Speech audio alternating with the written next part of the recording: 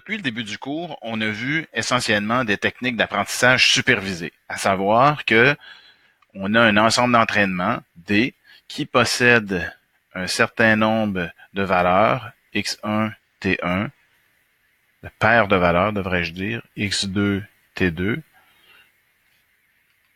jusqu'à xn, tn, comme ça ici.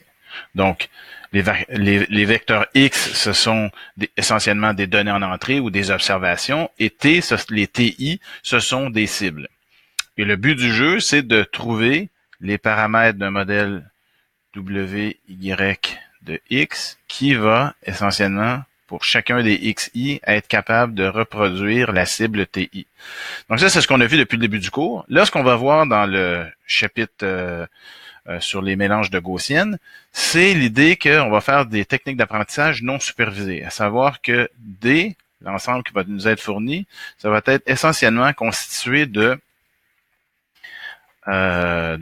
vecteurs X, X1, X2, X3 jusqu'à Xn, et que ici les cibles ne seront pas fournies, et le but du jeu, ça sera d'essayer d'apprendre une fonction Y qui, malgré tout, devrait être capable de nous retourner une cible TI.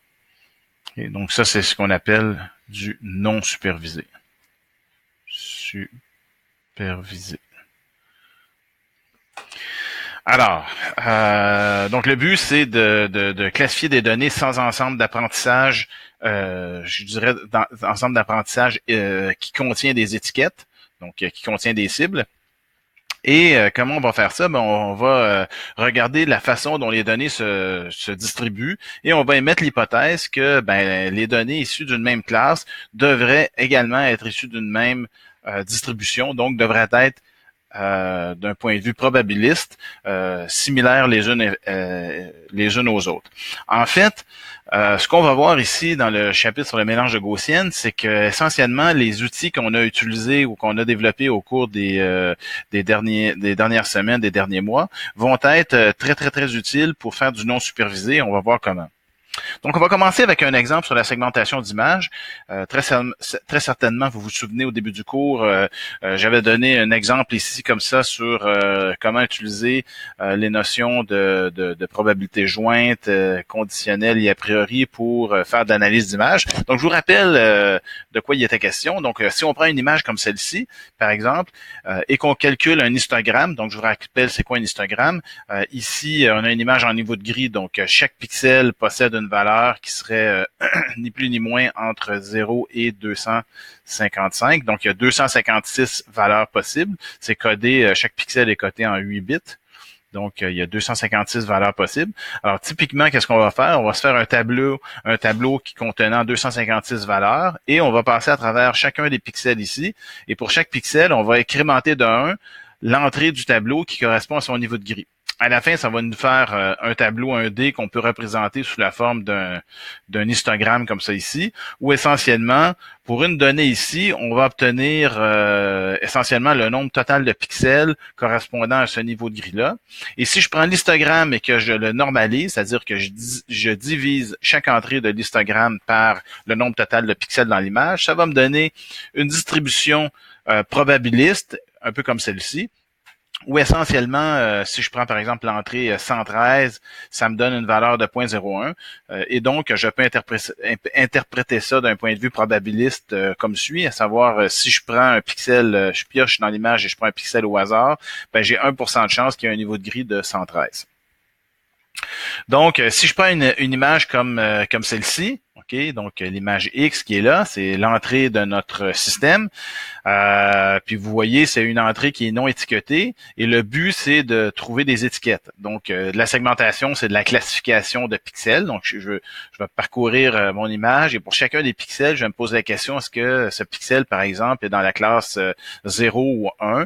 Dans l'exemple ici, ce serait la classe mère ou la classe terre, par exemple. Évidemment, il peut y avoir plus que deux classes, mais disons, pour garder ça simple, on va y aller avec avec juste de la segmentation de classe. Donc, on a pris l'image ici d'entrée X et on a calculé un histogramme qu'on voit ici, P de X, qui d'ailleurs s'appelle, souvent on va appeler ça l'évidence. L'évidence. Cette distribution-là. Pourquoi l'évidence? Parce qu'en fait, c'est une distribution qui est, entre guillemets, évidente, puisqu'elle est issue des données qui ont été fournies ici, X. Donc, si je prends une entrée ici, donc je répète ce que j'ai dit la page précédente, P de xn égale à A, ça se lie la probabilité d'observer un pixel de niveau de gris A dans l'image T. Donc, si je pioche dans l'image X, je prends un pixel au hasard, quelle est la probabilité que ce pixel ait le niveau de gris A, par exemple? Okay. Donc, à ça s'ajoutent d'autres notions. Donc, ça ici, c'est l'évidence. Ici, on a la probabilité jointe qui se lie à la probabilité d'observer un certain niveau de gris A et que le pixel fasse partie, par exemple, de la classe mère. Et il y a P ici de mère, donc c'est la probabilité a priori d'observer un pixel de la classe mère. Donc, comment ça pourrait se calculer? Typiquement, ça serait le NB pixel mère divisé par le NB total de pixels. Donc, ni plus ni moins, on peut calculer ça comme un ratio. C'est la façon la plus simple. De sorte qu'on le voit bien, là, si j'ai autant de pixels mère que j'ai de pixels terre, ben P mère va être égal à 1,5, par exemple. Et bien sûr, ce qu'on a mentionné à de nombreuses reprises depuis le début du cours, la jointe, c'est égal à l'a priori fois la probabilité conditionnelle, qu'on appelle également une vraisemblance. Et ça, la vraisemblance ici, c'est une distribution sur l'ensemble des données mères. C'est-à-dire que si je regardais uniquement les pixels mères dans l'image en haut ici, donc si je regarde, imaginez 2 secondes qu'on ne considère que les pixels mères et que je regardais quelle était leur distribution de probabilité, ben c'est cette valeur-là ici que j'obtiendrais. D'accord? Donc, si par exemple les pixels mères sont une gaussienne, ben je devrais prendre tous les pixels mères et voir que ça se distribue effectivement comme une gaussienne. Donc, on a la jointe qui est égale à l'a priori fois le terme de vraisemblance ou likelihood en anglais, comme ça ici. Donc ça, on a vu ça à nombreuses reprises depuis le début du cours, mais pour la suite des choses dans le chapitre courant, c'est une notion à garder en tête. Ça va revenir à quelques reprises. Donc, on a l'évidence ici, qui est mon histogramme, qui est ni plus ni moins représenté par, on le voit ici, 2 pics. Il y a un pic ici et il y a un autre pic qui est là, ce qu'on appelle des modes. Ces 2 modes-là sont associés essentiellement, on le voit, associés au pixel mère et au pixel terre.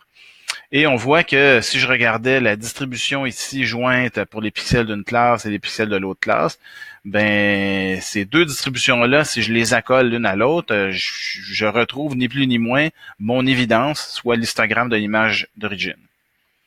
Donc, ce que ça dit, c'est que P de xn, ce qui est mon évidence, c'est égal à P de xn mère plus P de xn terre. Donc, de façon peut-être plus générale, on peut dire que c'est la somme sur toutes les classes de P de xn C, comme ça ici. Et évidemment, ici, on a un cas à 2 classes, mais on pourrait imaginer un cas à 3 classes, 4 classes, un nombre arbitraire de classes. Et pourquoi ça, c'est vrai? Ben parce que ça, on l'a vu, c'est de la marginalisation. Marginalisation. C'est-à-dire que j'ai pris une distribution jointe et j'ai fait la somme sur toutes les données issues d'une des 2 variables. Ici, c'est la variable des classes. Et donc, si je fais ça, ben ça me donne ni plus ni moins la distribution sur la classe restante, sur la variable restante qui serait xn ici.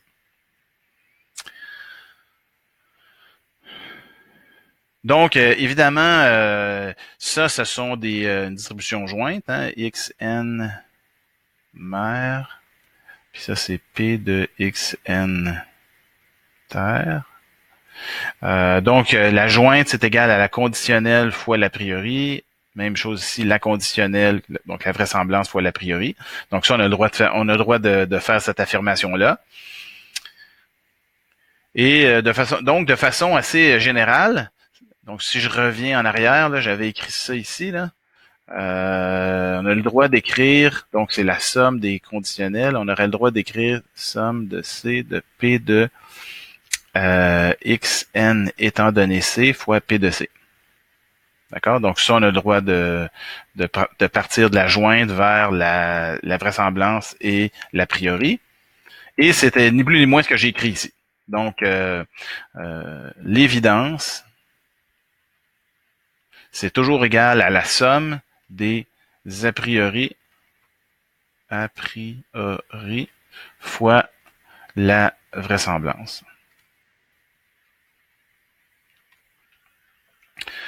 Et si si la vraisemblance c'est une gaussienne, ben là, ce qu'on va appeler ça, comment on va appeler ça? On va appeler ça un mélange de gaussiennes.